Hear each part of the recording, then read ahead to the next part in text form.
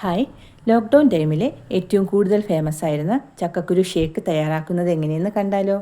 ഇത് വളരെ സിമ്പിളും ഹെൽത്തി ആയിട്ടുള്ള ഒരു ഷേക്കാണ്.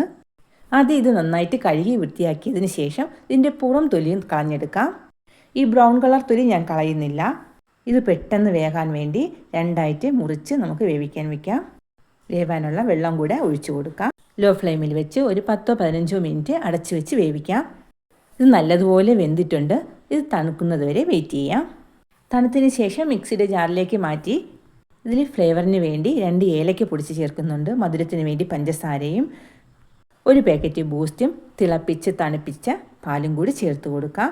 ഇതൊന്ന് ബ്ലെൻഡ് ചെയ്തെടുക്കാം. കുറച്ച് പാലും കൂടി ചേർത്ത് ഒരിക്കൽ കൂടി ബ്ലെൻഡ് ചെയ്തെടുക്കാം. അങ്ങനെ നമുക്ക് വളരെ പെട്ടെന്ന് ഉണ്ടാക്കാൻ പറ്റുന്ന ചക്കക്കുരു ഷേക്ക് റെഡിയായി. ഒരു സെർവിങ് ഗ്ലാസ്സിലേക്ക് മാറ്റിയതിന് ശേഷം വേണമെങ്കിൽ മാത്രം അതിൻ്റെ പുറത്തൊന്ന് ഡെക്കറേറ്റ് ചെയ്ത് കൊടുക്കാം. Okay, by.